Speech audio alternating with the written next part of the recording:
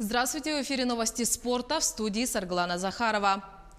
Российские пары занимают весь пьедестал после короткой программы юношеского чемпионата мира по фигурному катанию. Лидирует дуэт Полины Костюкович и Дмитрия Ялина. Вторыми идут Аполлинария Панфилова и Дмитрий Рылов. Третьими Анастасия Мишина и Александр Галямов. Чемпионат проходит в хорватском Загребе. Произвольную программу пары представят в четверг. Юниорский чемпионат мира завершится 10 марта. Английский футбольный клуб «Манчестер Юнайтед» победил французский «Пари Сен-Жермен» со счетом 3-1 в ответной игре 1/8 финала Лиги чемпионов. По итогам двухматчевого противостояния англичане вышли в следующий раунд турнира. Встреча прошла в Париже. У гостей голы на 2-й и 30-й минутах встречи забил Ромело Лукаку. В составе ПСЖ голом отметился Хуан Бернат. На 90-й минуте встречи пенальти реализовал Маркус Решфорд. В первом матче, который прошел 12 февраля в Великобритании, ПСЖ одержал победу над Манчестером со счетом 2-0. В четвертьфинале Лиги чемпионов соперник английского клуба определится в результате жеребьевки, которая состоится 15 марта в швейцарском Ньоне.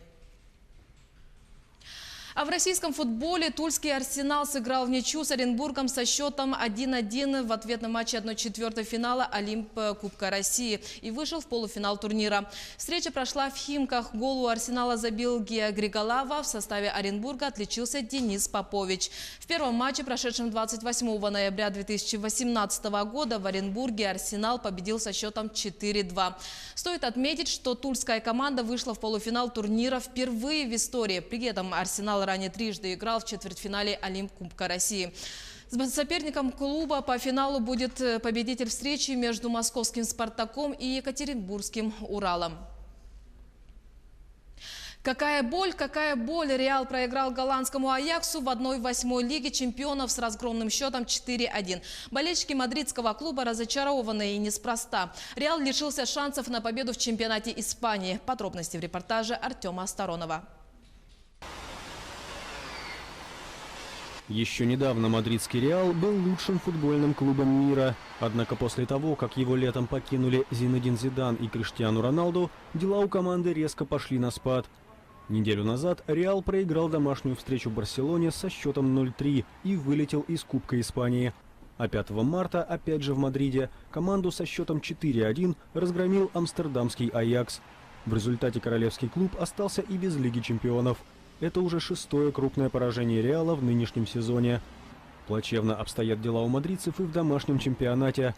После субботнего проигрыша они отстают от занимающей первую строчку Барселоны на 12 очков, что практически не оставляет им шансов на победу в турнире. Фанаты клуба расстроены тем, какой результат показывает их любимая команда. Это определенно конец эпохи. То, что плохо начинается, плохо и закончится. На счету нынешнего тренера нет никаких достижений. Игроки слишком самонадеянны, им не хватает скромности. Они думали, что просто надеть футболку мадридского «Реала» будет достаточно. Но это не так. Это заслуженный результат. Он вытекает из всех допущенных ими ошибок. У них не было мотивации. Если они решили выпускать на поле игроков молодежной команды, то пусть начинают собирать вещи. Клубу нужны новые контракты и новая команда. 50 голов, забитые Криштиану Роналду, остались в прошлом году. Нам нужно было его кем-то заменить, но никого не нашли. Нет другого игрока, который смог бы забить 50 мячей за сезон.